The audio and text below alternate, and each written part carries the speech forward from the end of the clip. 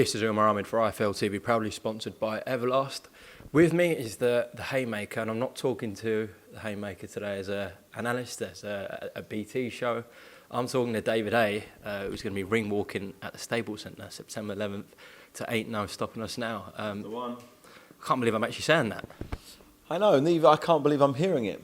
It's a situation I didn't think would materialise. I didn't think there would be a version of reality where I'd find myself walking back out to, a competitive boxing ring.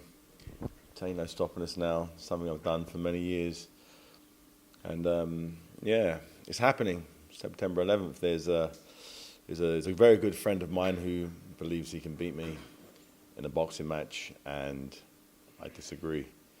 A lot of egos involved. I'm not sure if you know this guy, but he's very successful in his own right, and he manifests into the universe lots of things that work out very well for him. He's made a slight miscalculation with this situation, and the same miscalculation I made once in my life. I was 24 years old. I was 10 fights, 10 knockouts, but all of those knockouts are against guys that I was supposed to knock out. I then get in the ring with Carl the Cat Thompson, who had other ideas. He paid the price. He was significantly more experienced than myself. He'd been there, done it. He was willing to pay the price. He was a battle-hardened veteran of the game. He handed me my first loss and sent me to the hospital in an ambulance with that horrendous pain on the brain. Thought I had a blood clot. It was terrible. And that was my lesson for becoming overconfident and not really understanding the game of boxing. But I learned a lot from that. I see this very similar. Joe, although he sparred with me in the past, although he's seen a lot of the injuries I've had behind closed doors that other people don't even know about, he believes he's put his he's a very good businessman. He calculates things. He's got an algorithm in his mind where he sees what he sees and spits out a solution, and he goes chips in whatever that is, and he's just got it wrong this time. He really has. But I get where he's coming from. He feels he has nothing really to lose, but he does. And it's a very tough place to find yourself, a boxing ring, when you're completely outclassed against someone like myself, who's a very heavy hitter with lots of experience. And of my 28 victories over nearly 20 years of experience, 26 of them have been by knockout. It's what I do best. I don't hold people up. I don't, put on boxing. I'm a very destructive boxer and fighter. That's just my style. That's probably why I've had so many injuries over the years, is because I'm exploding so fast. And he doesn't understand that, because when I spar, I don't do that, particularly when I was sparring with him. He was a lighter guy than I was. I used to bring him into training camps, as my sort of the first type of sparring partner to get used to taking punches and just mixing it up inside. And I think he took a lot of confidence from that, and as he should have done. I was a former heavyweight champion of the world when he was sparring with me, and compared to the guys he was fighting, he was over prepared for those guys, as he's knocked everybody out he's ever faced. But this is a whole other situation for Joe, and friendship to the side. And he said to me, listen, if you get injured in this fight, if your shoulder pops out again, if your bicep comes off the bone, if your Achilles tendon snaps, if all the metal you got in your spine crack, I'm going to jump all over you. I'm going to close the show. He said, I don't want this to affect our friendship. I said, really? I said, don't worry. I just hope the feeling is mutual. Right, so let's just backtrack a bit. I'm sure people watching this would have seen posts from yourself and Joe Fournier on social media about why this fight is happening. I just want you to detail what exactly happened in Mykonos, which led to Triller putting this fight on. We had a great time. We was having a fantastic time in Mykonos. Joe's got a lovely beach club out there. He's got a nightclub out there. Lots of good things are happening. We're having a great time. Vibe was good. Weather's nice. Drinks are flowing.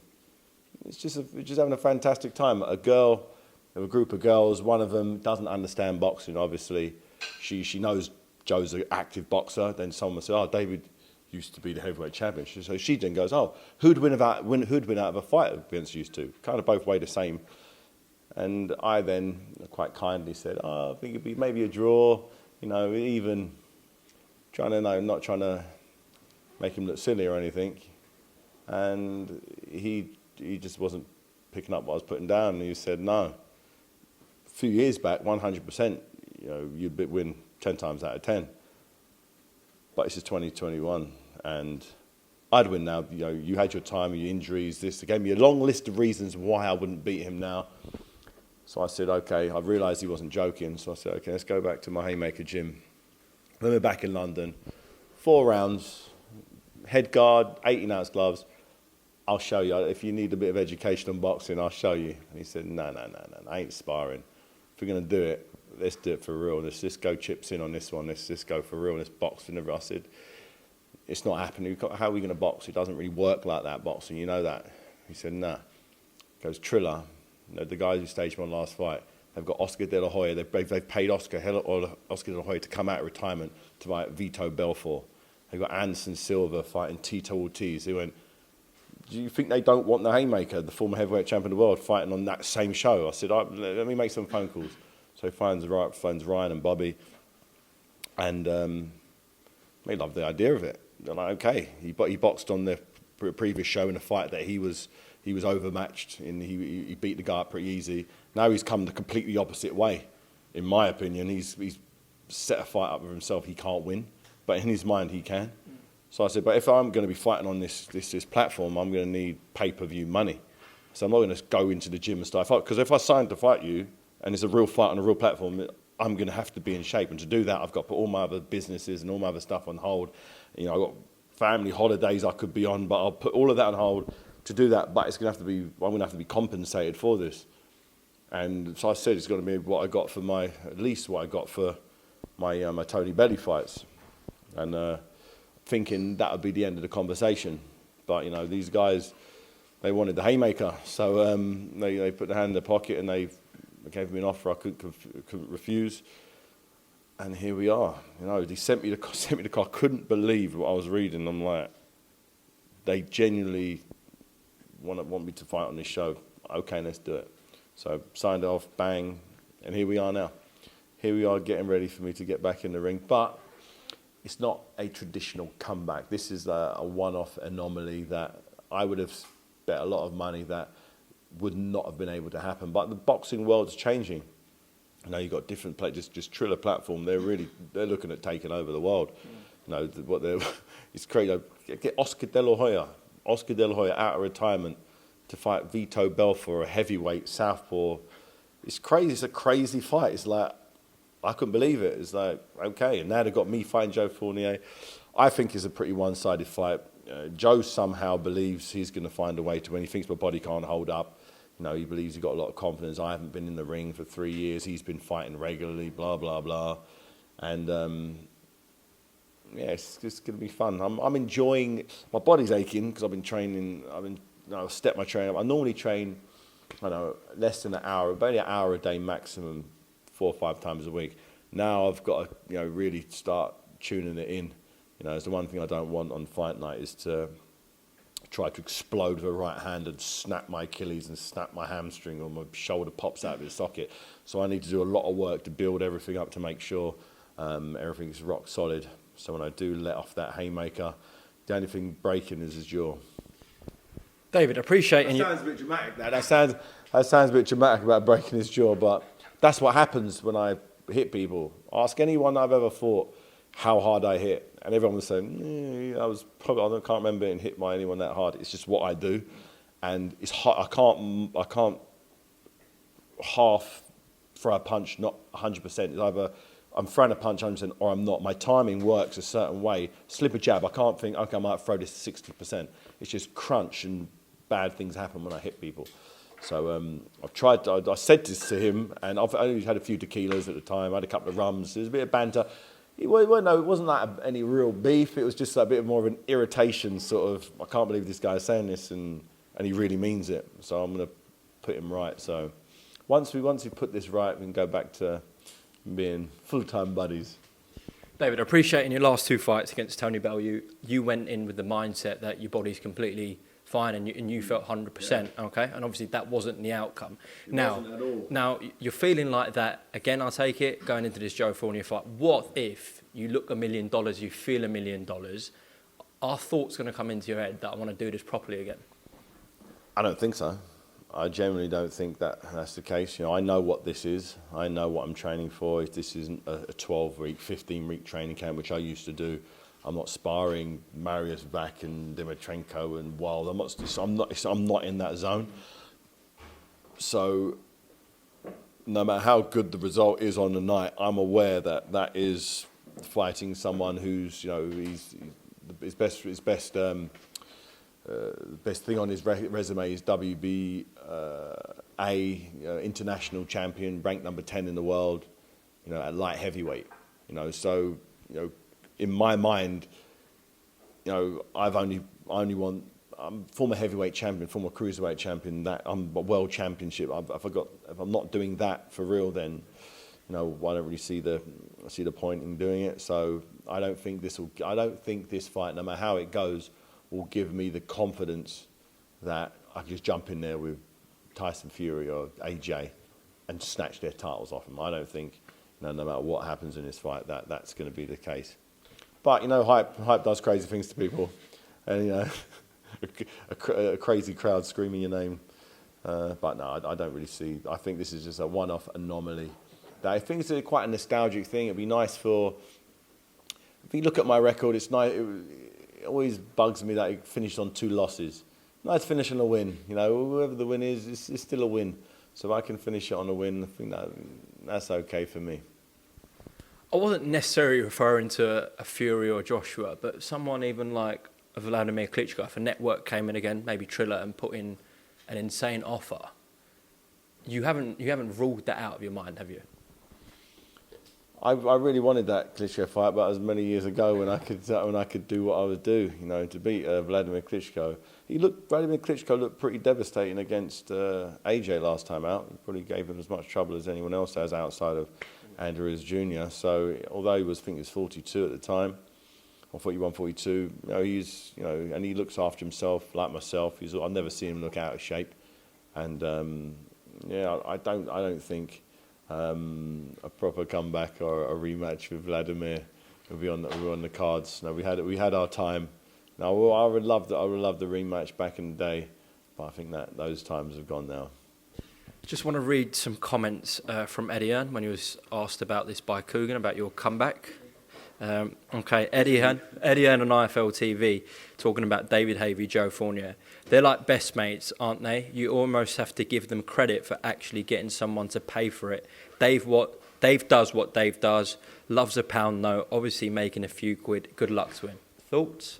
No, we are friends, and I said to Joe, when Joe was genuinely serious about this, I said the only way I'd do it. I'm not going to get in the ring. The only way I'm going to go through, even if it's a month of training, it's hard to put your body through that. You have to sacrifice. You've got to go to bed at a certain time. You've got to cancel all of your other arrangements. Put all your other business on hold. That's what I do when I'm training for a fight. Everything gets put on the back burner. And to do that, I'd only do that for pay-per-view money, good pay-per-view money. And that's what he brought to the table. Is it close to the Bellew figures? It's crazy. It's more than what I got for Bellew 1. I know, that's what I'm saying. It's crazy though.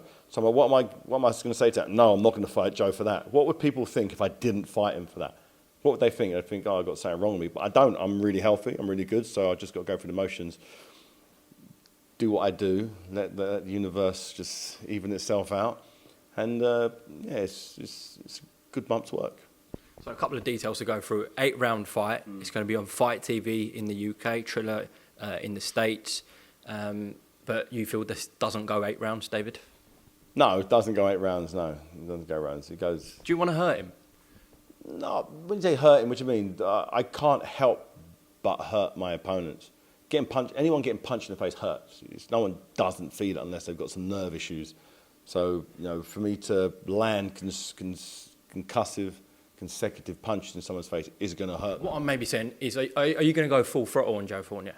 I have to. It's just a boxing match. This is it. It's like we played basketball together. Played one-on-one basketball. He won. He used to play basketball for England. So he's a good athlete, a good all-round athlete. So he was better than me, but he wasn't not trying. He was trying 100%. I was trying 100%. He was just better at basketball than me. We're both going to do the same thing boxing, but I'm better than boxing. That's all it is. But the only difference in boxing is you get punched in the face pretty hard, particularly when the person's me punch you in the face. Okay, well, listen, we look forward to September 11th from the Staples Centre. I can't believe it's actually happening, but it is happening. I know, it's crazy. It's a crazy situation. And big shout out to Joe for stepping up to the plate, to Triller, wanting to stage this crazy spectacle. And, I'll give you good value for money. Just a couple of things to run through before we close off, please. It didn't sound like you was rounding off there. It sounded like you was rounding off. You forgot a couple of questions, didn't you? That's what it was. You was rounding off. Just trying to keep you for longer. Okay. So we haven't spoke to you on IFL TV since there was a working relationship split with Derek Chisora. Can you just make a comment on that, please, David? What do you mean? What happened there with Derek?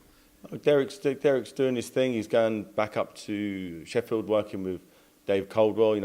I believe the time I've spent with Derek's taken on as much of the knowledge as I could give out to him, and I think he's an improved fighter. I think he's a fighter who has benefited from our relationship, and I think he has, and I know he has taken on board a lot of the teachings that I'd like to bring. I like to bring in my. Yeah. I think someone just said. I think Derek might be actually helping me with training with some of this as well.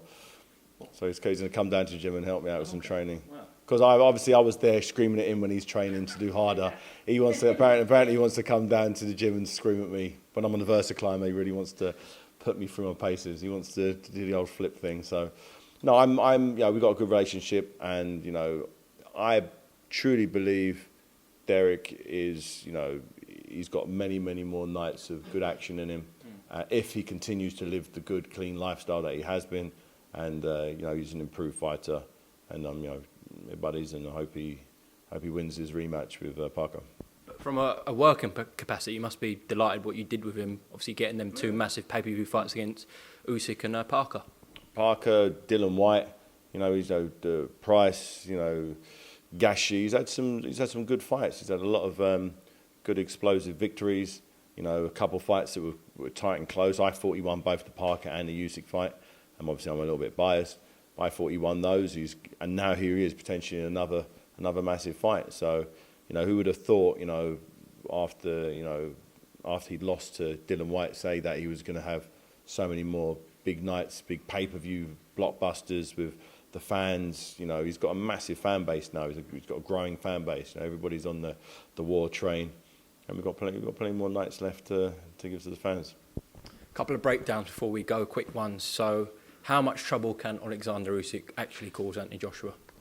Not much, I don't think. I think if Anthony Joshua decides to have a sort of a tit-for-tat boxing match, like just jabbing and trying to score points, then he'd have some trouble, but he's not stupid enough to do that. He's just going to use his beautiful jab, use his height and reach advantage, his size and weight advantage, and his punch power advantage, his physical athletic advantage, is the advantage of being able to receive punches from big heavyweights. He's just better all round, and it's just going to be pretty devastating. I've seen it in my head. It's going to be. I said it a couple of times before. He's going to hit him with a 1-2. Might not even land 1-2, but he's going to come across with the left cross/jab and put him down or out, one of the two. A couple of weeks later, obviously Tyson Fury defends his WBC title in a trilogy against Deontay Wilder. Can he do it, Deontay Wilder? Do you give him a chance still? You've got to give Deontay Wilder a chance against anybody. Just watch their first fight. Anyone who punches hard, hasn't lost his punch power, and Tyson Fury's chin hasn't got any better. It's just how both of them have lived their life since this point. How much training's gone on, how much focus has been there, unknown. It really is. On paper, you'd have to say, off the strength of the last fight, I was ringside watching that fight, and Tyson Fury put forth one of the best performances from any British heavyweight, challenging for a world title, which is what he was doing, challenging for the WBC title, and he won it in in exact fashion he said he was going to. He's going to walk across the ring, he's going to put it on him, he's going to bash him up. That's exactly what he did. Can he do it again with the same tactics? Maybe. We'll find out. I don't know. Is Tyson Fury better now than he was then? Has he got the added confidence after beating him, or is he overconfident this time? As Wilder learnt from that first loss, and as he improved, it's completely unknown. They haven't boxed for a long time. It's a long time since Vegas, and the sooner the fight happens, the better. Keeps getting moved back, keeps getting pushed back. Why the fight didn't happen this time round, still, I don't know. Jury's still out and all that. But I'm really excited about that fight. That's a very, very good. I don't write Wilder off completely, but you're only as good as your last fight. And the last fight, Wilder didn't have any success whatsoever.